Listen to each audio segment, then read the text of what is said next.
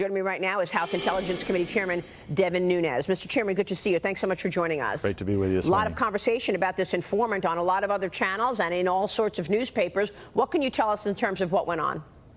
Well, I can tell you that nobody was ever interested in an informant.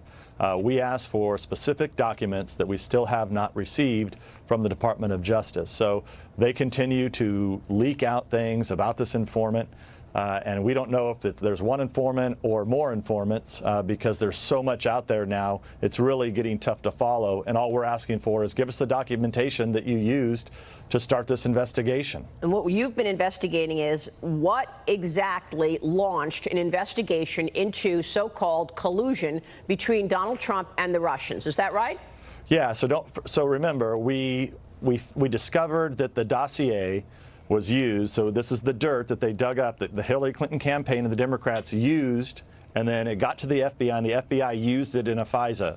So we're trying to get to the bottom of what else was used in that FISA, because you have many people in the Department of Justice who are claiming that we're wrong. So if we're wrong, show us the information. Well, Jim Comey was interviewed by our own Brett Baer recently. You know that. And during that interview, Jim Comey said that there was more than just the dossier. Let's roll that clip. Listen to this, Mr. Chairman. You called the dossier unverified, salacious. Why did you use that to the FISA court to ask for surveillance for Carter Page? Not only use it, but you led with it. A bulk of that FISA application deals with that dossier. Why? Yeah, that's not my recollection, Brett. And I don't know that the FISA application has been released. My recollection was it was part of a broader mosaic of facts that were laid before the FISA judge to obtain a FISA warrant. Broader mosaic of facts, Mr. Chairman. Yeah, we're looking for the pieces to Mr. Comey and the FBI's mosaic. So they've continued to say that this didn't happen, even though we've had career prosecutors go and evaluate this. We released a memo that we made public for all of Americans to see that they had used this dirt that was bought and paid for, not verified before a FISA court. And then they continue to claim, no, don't look here. There's no FISA abuse at all. And they're in total denial. So we have a right to get the information. If James Comey and many others and people that are currently at the Department of Justice today continue to say there's nothing to see here. Well, if there's nothing to see here, show us the documents that we're asking for. And they refuse to do it. And how many documents have you gotten so far from the 1.2 million documents that you've requested? Well, that's actually a different request related to the Clinton email investigation. Okay. We have been very specific. We think there's only a handful of documents left that we'd like to see, but we never get the full story. The Department of Justice told Fox News they've invited you to the DOJ, and you haven't responded, or are you aware of this invitation to go to the DOJ? Yeah, so they continued to leak. So we had what I thought was a productive meeting. And then after that meeting, they've done nothing but leak and leak and leak. Now, we don't know exactly who it is over at the Department of Justice or FBI. I'm not pinning any blame on people, but we're not going to go to another meeting where we don't get documents and then the meeting leaks out. And they were trying, and this should make people very suspicious. They were trying to get Mr. Gowdy and I to go on Friday to the Department of Justice for supposedly another briefing. We said, look, unless we're going to get documents, we found out Thursday night they were not going to provide documents, so therefore we're not going to go. Now, if you look what happened on Friday night, probably the mother of all leaks of all time to two major newspapers that came out late Friday night. Yeah, that's now, what I want. Had Mr. Gowdy and I went to that meeting, you can bet they would have tried to pin that on us. That's what I want to ask you about. Stay with us, Chairman. A moment ago, before we went to break, you said it was the mother of all leaks conducted by the Department of Justice. What were you referring to? Well, there were two mainstream media outlets on Friday night that had lots and lots and lots of details. If any of those details are correct. So remember, we don't have any documents. We can't confirm whether there's an informant or not an informant because we've never been told nor given documents. And in fact, we've never even asked for the name of any informants or any sources whatsoever.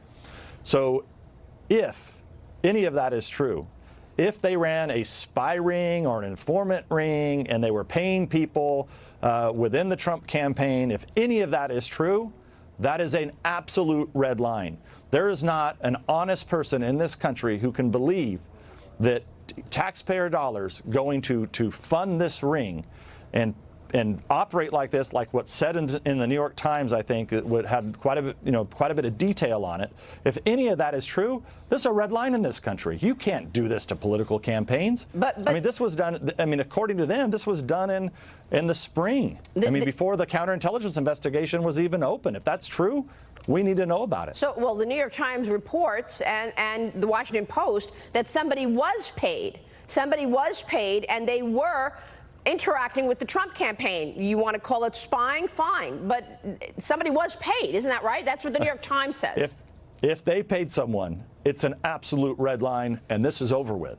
I mean, I don't know how to say this. I mean, there is no possible way that we should be allowing, even if it was legal, we should never allow this in this country. Congress should not allow for anything like this to ever occur again to any political campaign if it in fact happened, which is why I'll say again, all they got to do is provide us the documentation. If they didn't do anything like that, provide us the documents so we can verify it. Well, when you say this is over, what do you mean this is over? I mean, we have criminal referrals from the Inspector General what I'm saying is it's over. And when I say it's over, meaning that this whole thing is a scam. I mean, that there's real FISA abuse here.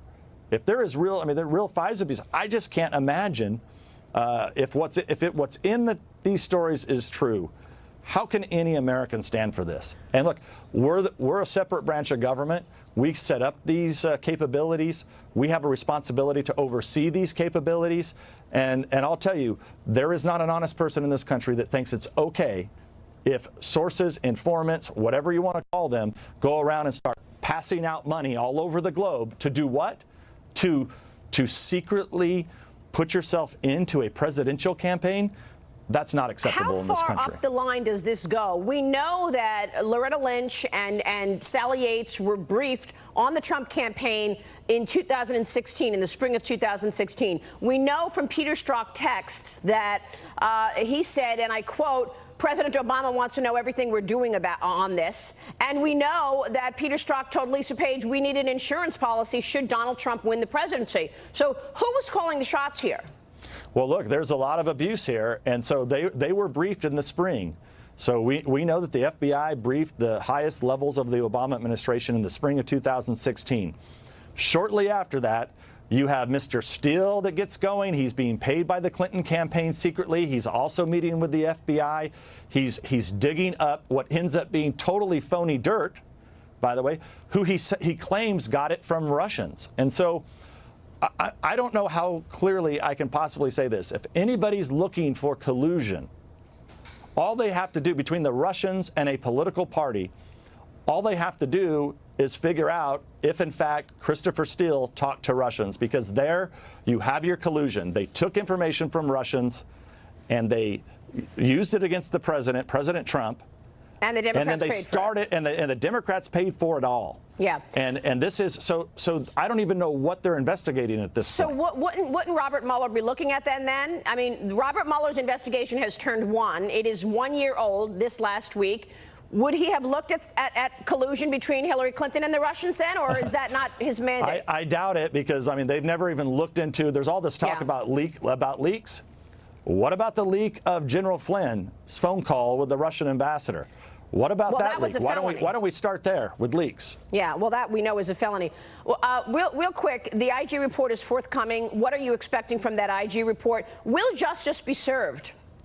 You know, I don't have any idea. This is the Clinton email investigation. I have not met with Mr. Horowitz. I don't even know exactly what he's looking at other than what I've read in the press. But I can tell you the cast of characters that are involved in that investigation are the same cast of characters that we are investigating at the House Intelligence Committee as we look into FISA abuse and counterintelligence operations. And you're also investigating the State Department. Anything new there? Yeah, so, well, that's the interesting thing about the State Department is we're trying to figure out how did this information make it over from London to the FBI. We've never been able to put that together because we were told many times, and this was all over, it was leaked, oh, these were trusted Five Eyes sources and, intelligence products. Well, as you know, we never found any intelligence products as it relates to our Five Eyes partners sending us information. So how did it get through? we thank the State Department because we have people talking about this, former State Department officials talking about this. So if that indeed happened, now we have something that's totally irregular. So now you're taking information from the State Department, you're opening up a counterintelligence investigation into a political campaign.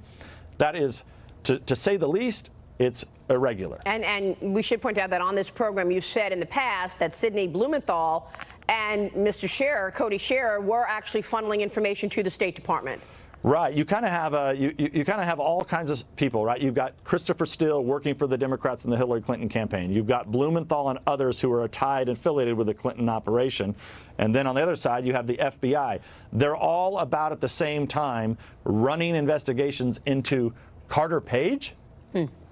I mean, it's very odd. You make a lot of good points, Mr. Chairman. Real quick before you go, you are also investigating China. This is an important storyline for us this morning as the president has come to some kind of an agreement where the Chinese will buy more goods. What my concern is he going to take the national security part of this off the table? The Chinese do not want to deal with this 301 part of the Trade Act where the U.S. can stop China from certain practices because of national security issues. What are you investigating China over?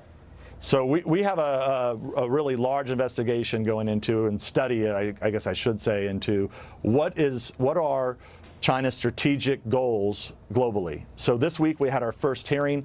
We had great witnesses. If people want to go to it, they can review our testimony that was given before the House. It was all made public. Right. Talking about military strategy that the Chinese have all over the globe. It's very, very interesting, and it's an important topic. So. Like always, the president's got to take China on. They have to be dealt with. I commend him for that. But we have to be careful that we, at the same time, don't do anything to hurt the global economy. Mr. Chairman, good to see you this morning. Thanks very much.